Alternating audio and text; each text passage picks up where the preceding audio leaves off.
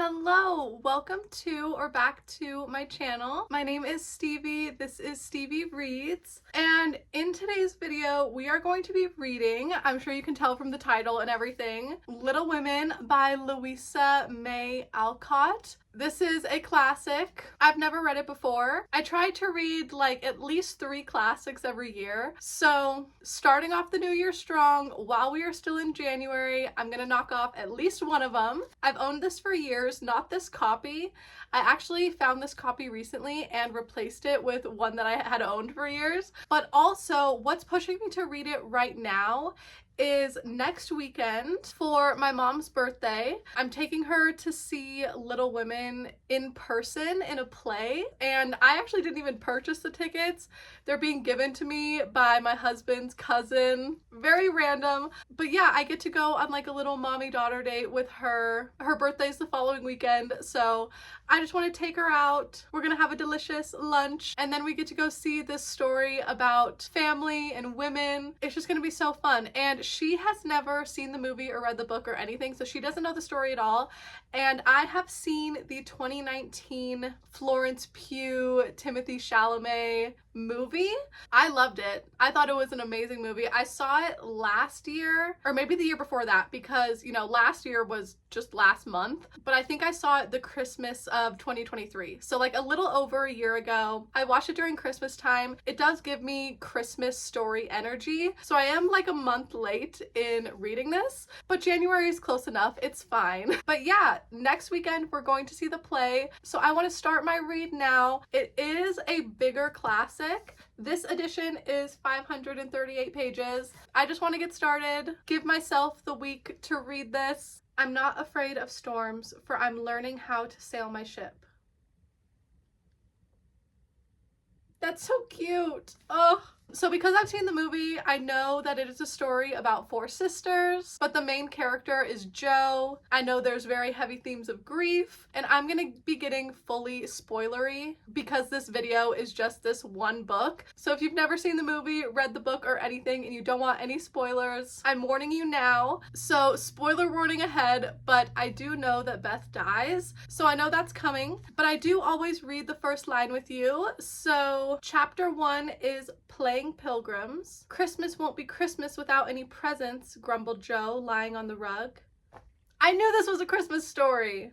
But yeah, I'm gonna get this started tonight probably, and then I will let you know once I'm at least a couple of chapters in what I'm thinking about the story, the writing, everything like that. Hello! A couple of days later, it is Monday morning, and sorry if the lighting is not amazing, but I need to do this update before I go into work. And I didn't read as much as I wanted to this weekend. I got up to page 156, which is chapter 8, Castles in the Air. So I don't even think I'm like a 1/4 of the way through yet, which sucks, but I'm annotating it, so it's taking a little bit longer. And I still don't really know what I feel about it yet. There's some nice writing and some nice lessons, but it's also very religious and is talking about God and the devil. But I guess it's a classic, so like, I don't know. I'm just not really a religious person. But my annotation system that I set up, I did quotes I love, family / sisterhood, gender roles / marriage, and then heartbreaking. So right off the bat, we got a family tab because we are introduced to the girl's mom, and when it described her character, it said she wasn't a particularly handsome person, but mothers are always lovely to their children, and the girls thought the gray cloak and unfashionable bonnet covered the most splendid woman in the world. So cute. And even in the first 150 pages, the mom is a very big part of the story. She's the one giving lessons all the time to her daughters, and I don't know, I'm just happy that I'm gonna see this play with my mom. But the girls meet their neighbor, the Lawrence boy. Everyone calls him Laurie. Like, they see him through his window, and Jo's like, I mean to know him someday, for he needs fun. I'm sure he does. and Joe just like makes it her mission to introduce herself to Laurie and bring him over to her house. Like, she can see he lives in a big gorgeous house, but that it's so cold and quiet and he's lonely, and she's like, well, just come over to my house because I have 3 sisters and it's absolute chaos. And so they get permission from his grandfather, and then the grandfather meets Joe's little sister Beth, and Beth is a musician and loves the piano, and she's a little bit scared of the old man at first, but he very casually mentions that the piano needs to be played to keep in tune, and he doesn't know how to play, and it would be a big favor to him for her to come over and play it. Yeah, that was really cute. We learn that the youngest sister, Amy, is a little bit of a snob. Amy and Meg are both kind of snobby, and then Beth is just like very meek and sweet, and Joe is like her own person, wants to be a writer, never wants to be married, and really all she cares about is books and writing. Amy and Joe get into a little bit of an argument, and Amy burns Joe's book that she's been working on for years and was all of her life's work up until now. She burned her book, and Joe like swore, I'm never gonna forgive you. They have a really big fight, and then Joe and Laurie go ice skating, and Amy goes to follow, and Amy falls into the ice, and thankfully Laurie was quick on his feet, rushed to go save her, and they got her out of the ice. But like, if they weren't quick enough, she could have gone under and like just died under there. And so Joe realizes that, yeah, she's really mad at her sister, but she almost lost her, and was like, the last thing I would have said to her would have been leave me alone kind of thing. So yeah, Amy burned Joe's book that she was writing, but Joe forgave her because Amy almost died. And Amy also got scolded at school by a teacher, and he like smacked her hand with a ruler or something, and she was so embarrassed. And it kind of showed that Amy's been coddled in her life, because like, yeah, obviously it would suck to be humiliated in front of all of your classmates and everything, but the quote here was pretty dramatic. It was like, during the 15 minutes that followed, the proud, sensitive little girl suffered a shame and pain which she never forgot. To others, it might seem a ludicrous or trivial affair, but to her it was a hard experience. For during the 12 years of her life, she had been governed by love alone, and a blow of that sort had never touched her before. So, yeah, she got embarrassed at school. And then the oldest, Meg, she is pretty vain. She just wants to live a life of luxury. She thinks it's so unfair that there are girls out there who just get to go look at dresses all day and be beautiful, and she has to work and only has one nice dress, and like, she is always just constantly angry that she's not rich. And so she gets to go live the life of luxury for a couple of nights to be with a friend, and she kind of overheard the girls talking about her, trying to be helpful, I guess. They were saying like, you know, how can we mention slyly that she could borrow a dress if she wanted to? And then in Meg's head, she was just thinking that those foolish yet well-meant words had opened a new world to Meg, and much disturbed the peace of the old one, in which till now she had lived as happily as a child. So yeah, I mean, the girls are young. Amy is the youngest and Meg is the oldest, but they're all kind of going through the same thing of like those early teen years where you're put in these situations and maybe you just want to cry and scream and give up, but you need to like handle yourself like an adult. Like Amy in the classroom, she had to stay the rest of the class. Even after her hand was hurt, she had to go sit down at her desk until recess before she could go to the bathroom and cry. And you know, Meg had to get through her luxurious weekend before she could go back home to like her comfort place. And yeah, at the end of all of this, the girls always go back to their mom, and their mom gives them some advice. Sometimes it's mixed with like Bible teachings. The mom gave them a week off to just have no responsibilities, have no chores, and they were bored immediately on the first day. But by the end of the week, they admitted that they liked having easy little tasks because it helps get through the mundaneness of day-to-day life. But the whole lesson from that thing was that the devil will make use of idle hands. And I was like, okay. I don't know. Yeah, it's a little more religious than expected. Joe is learning about the power of prayer. I don't know. That's really the only thing that's throwing me off from it. And it's not like it's bad lessons or anything. Like, yeah, it's important to be good to your neighbor and help where you can and everything, but it's also laying it on thick and being very preachy. But anyway, I need to go now. I'm going to read as much as I can this week. The play's on Saturday, so hopefully I can finish it before then. It just feels like one I kind of need to take in smaller pieces. I don't know. Couple days later, once again, I knew that this book was just going to take me a little bit longer to read, but it's Wednesday night right now, and I just barely finished part 1. So now I'm on page 265. I think it's about halfway, and a whole bunch happened since I talked to you. So the oldest, Meg, met a man, Mr. Brooks. It is Laurie's German teacher. Since he's his teacher, he lives with Laurie and his grandpa, so he's right next door. And Meg develops a crush on him, and Jo is immediately upset. Just the idea of her sister leaving and moving on from the family really upsets Jo, and she's like, don't even joke about that. But yeah, a new character was introduced, Mr. Brooks, and then Jo publishes a story in the paper. It's a really cute scene, like the whole family celebrates. And then really soon after that, they get a letter from their dad at war, and it's not even really from their dad, it's from a doctor saying that their dad is sick. So their mom immediately packs and rushes to leave to go to the hospital to help take care of him, and Mr. Brooks volunteers to go with her to like chaperone her on her journey and just help her where he can. So they leave, and I kind of like when the mom leaves, just because the solution in the first fourth of the book was always to go to mom for advice, which I'm not saying is a bad thing. I love going to my mom for advice, but that's when the story would feel really preachy. And then soon after the mom leaves, Beth gets sick, and it's a little bit all of the girls' fault that Beth got sick, because they promised their mom before she left that they were going to keep up all their responsibilities and help take care of this family that you met at the beginning of the story that they took care of and gave them their Christmas dinner. And Beth is really the only one to do it, and the baby gets, I can't remember what like plague is going around at the time. Is it like influenza?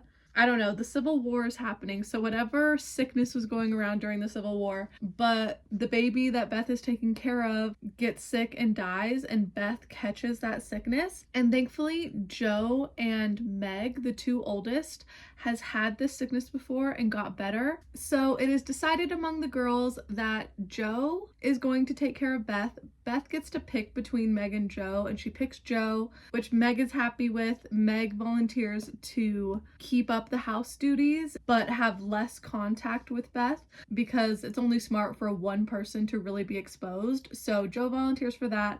Meg is going to stay and take care of the house, and Amy is sent away to live with their Aunt March because Amy is the youngest. She hasn't been exposed to it, and just so she doesn't catch it, she is sent away, which she throws a huge fit about, but Laurie promises that he will come over every single day just to keep her company, and so she finally agrees to go. And then some time passes. Beth is getting worse and worse, and Laurie decides that it's time to tell the mom that Beth is not doing okay. He sends a letter, and the night before their mom gets back, Beth starts feeling better. And then more time passes, and then it's Christmas Day again.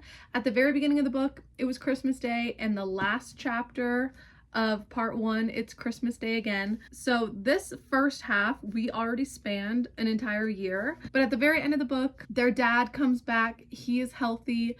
Beth is healthy enough to like run up to him and give him a hug when he shows up. And yeah, the last chapter was cute. He was kind of reflecting on all of his little women, just on how much they've all grown up and changed, but all of it in a positive way. Also, we find out that while Mr. Brooks has been taking care of their dad, he's also been telling him of his intentions for Meg, that he's not a very wealthy man, but give him a couple of years and he's gonna ask Meg to marry him, and you know, wants to get a house and everything together before he asks her. But you know, like before they even come back, he's made his intentions known. And then we see the scene where he tells Meg, but we see it through Jo's perspective because she's spying on them when it happens, and she's so funny in her head. I put a sisterhood tag and I was just like, that is such drama. But like she sees them you know, not get engaged, but talk about their life together and getting engaged eventually. And she like runs from the room to her parents and she's like, somebody come down quick. John Brooke is acting dreadfully and Meg likes it. Jo is just so aromantic. Her and romance do not mix. So that's everything that's happened in the story. But as far as how I'm feeling about it, now that I've finished part 1, it's reminding me of a book I read last year, Blue Sisters by Coco Mellors. And obviously this book came out a lot more recently, so I don't know if this author was inspired by Little Women at all. But in this story, we also have 4 sisters. Sorry, the light. I'm sitting at my vanity. It's 7 o'clock at night right now, so there is literally no sun. But this story also really heavily focuses on grief because before the beginning of the story, one of the sisters dies, and it's a year after her death. The beginning of the story starts. We're following the 3 sisters and we see all of the different relationships that they each had with this sister. And yeah, we were kind of just following these sisters' lives. And if you want to know like my full thoughts on this book, I did vlog my experience, so I'll link it down below. I think I read it for the Buzzword readathon, but I gave this 5 stars and I loved it. I really, really, really love Coco Mellors, but also very similar concept as far as the sister dynamic. And it's making me realize that, you know, I like these themes in a story. I do really like a sister novel. I know some people hate that in books, but I have a lot of sisters. I'm totally cool with it. But I do think that because this is a classic, and just even the way that they are talking and like the dialogue in this book, it just feels so alien to current day, like actual reality, if that makes sense. Sometimes these characters don't feel real, and especially Beth, because Beth is made out to be this like angelic person. She's a character who has never done anything wrong, and because of that, she doesn't feel like a real person. Like, I feel like these characters are so robotic, and I know they're like pre-teens. Well, Amy's 12 and Meg is 17, so they are in that range. So I know they're teens, but the dialogue is just not realistic to me in any sense. Like, I wish I like dog-eared an example or something, but sometimes Beth will say something and I'll literally just roll my eyes and be like, what fucking 13 or 14-year-old would say that? Like, it's probably way more realistic for its time, but I'm reading it and just like, I'm astounded that people even talked like this. So I'm just going to chalk it up to the fact that this book was published in 1868.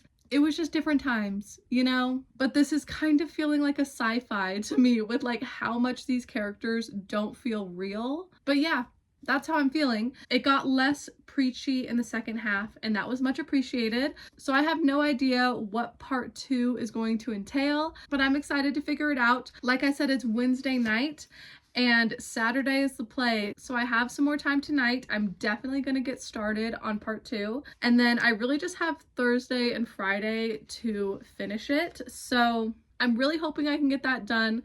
I work best under a time crunch. But anyway, I've yapped long enough. Wish me luck. It is Friday morning. I have been a reading machine, and last night I got up to page 406, so the next chapter is Beth's Secret. I only have 130 pages left, and the first half of part 2 has been a little bit slow, but some things have happened. So when we start off, we are 3 years later than the end of part 1. So all the girls are 3 years older, and at the very beginning of the story, Meg and Mr. Brooks get married. We see their wedding. We go into Meg's perspective and see a snippet of her early married life, their first like actual argument, and like how she reacts to that. But then they also get pregnant and she has twins, a boy and a girl. So we go forward like another year immediately. But yeah, Meg is in her mom era right now. But then Amy moves away because her Aunt March that she lived with for a while when Beth was sick invites her to go live in London with her. And Jo is so jealous because Jo has been like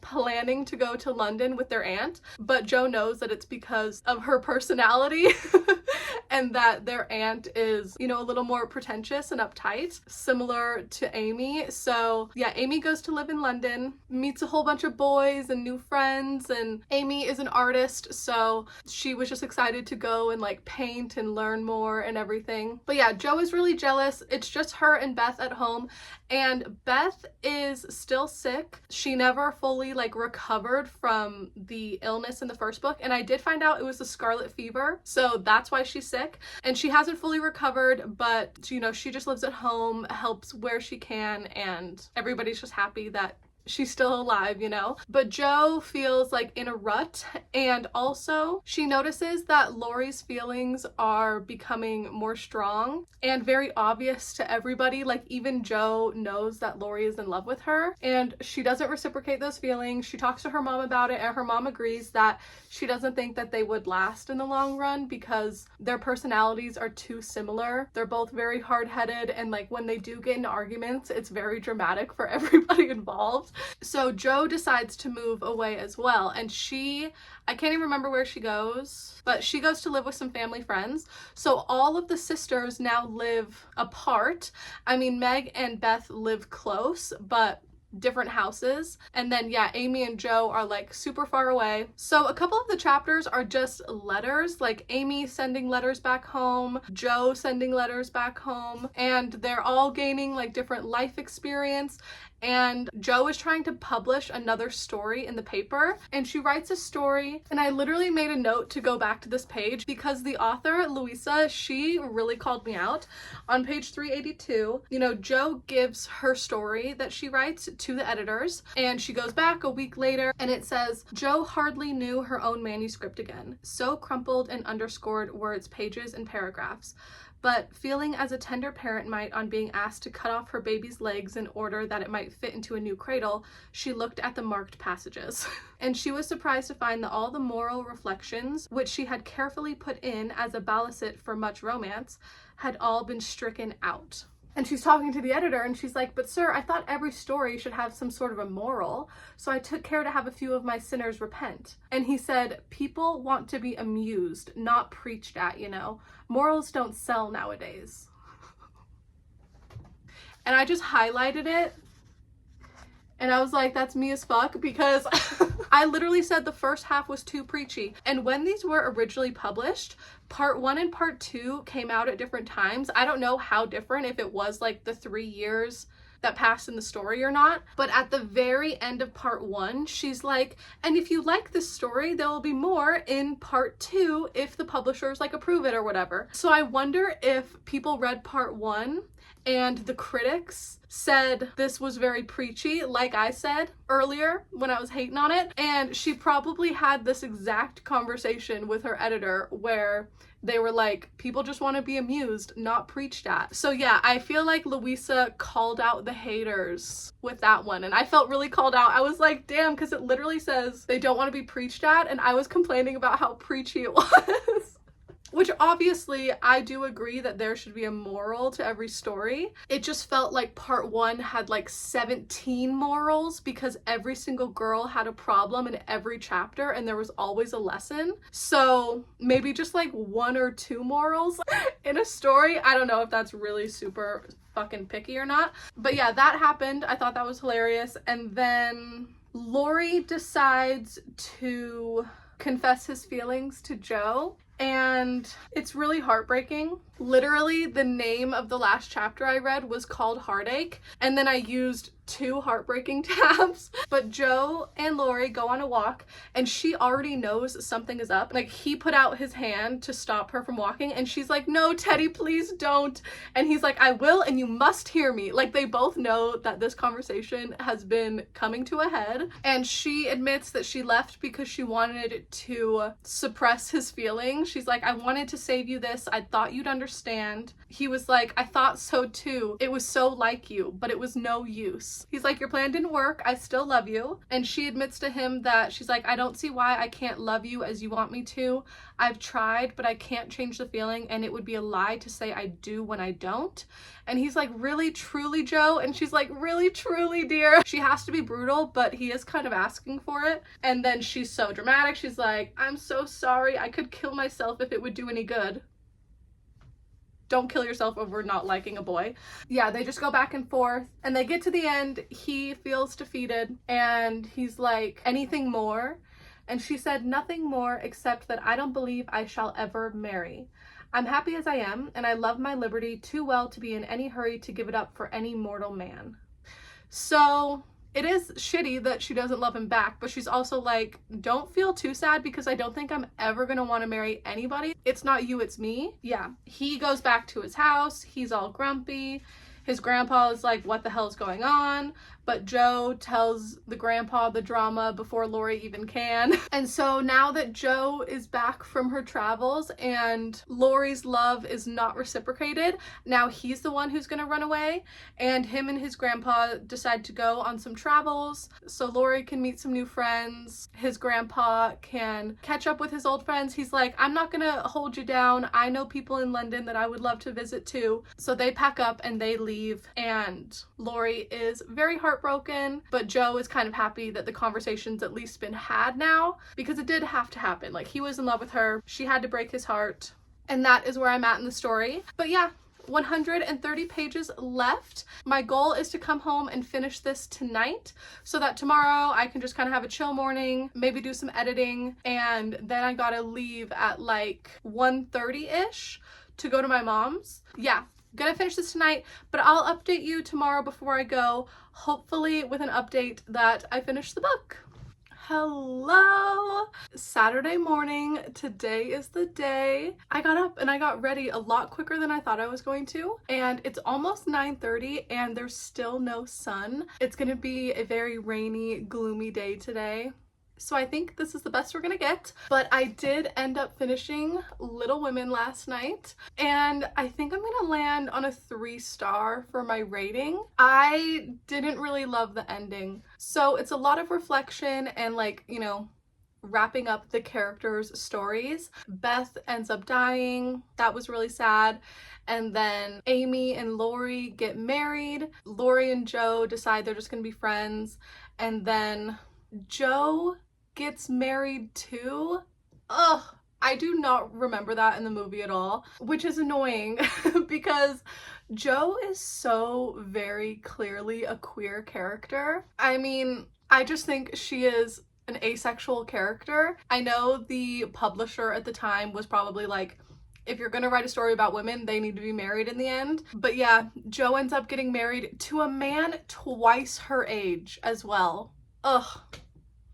I really was so annoyed when I read that at the end. And I don't know, I've read some amazing classics recently that I feel like have stood the test of time, but this one unfortunately feels very dated. It's definitely not a favorite like I wanted it to be. Had some really good quotes. I'm happy I annotated, but I don't know if it's one I would ever reread. And I am still really excited to go to the play tonight. It's been a while since I've seen the movie, so I don't really remember my opinion on it other than I think I cried, and I do remember enjoying it. And now I've read the book so recently, literally finished it less than 12 hours ago, so the story is so fresh in my mind. I'm really excited to see the play, see what they change, what they keep, and then also if I can convince my mom to come on after the play. I want to know her opinion. She knows nothing of the story, and I was texting her the other day and she was like, I haven't looked up spoilers or anything, and she's such a crybaby too. Any movie where there's like a sad scene,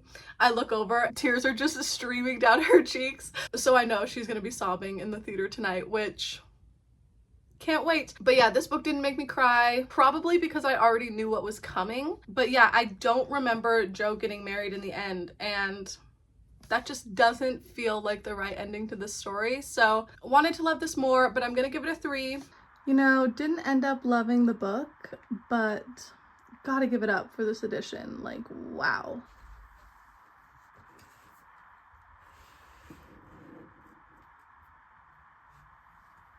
We are at the gorgeous P.F. Chang's.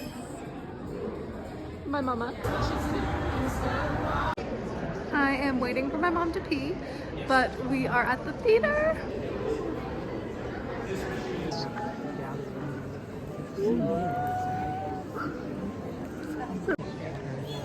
So excited. Hi, we're back from the play. It was so good. This is my gorgeous mom. Hi. I call her mom.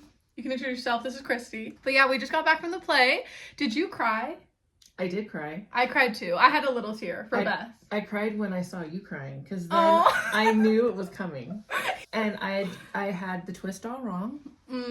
She predicted because there was an intermission and she was like, I think somebody's gonna die. And I was like, well, who do you think? And she guessed Mr. Brooks, Meg's man, because in the play he went to the war. That doesn't actually happen. Oh. He goes with the mom to help take care of the dad when the dad's sick.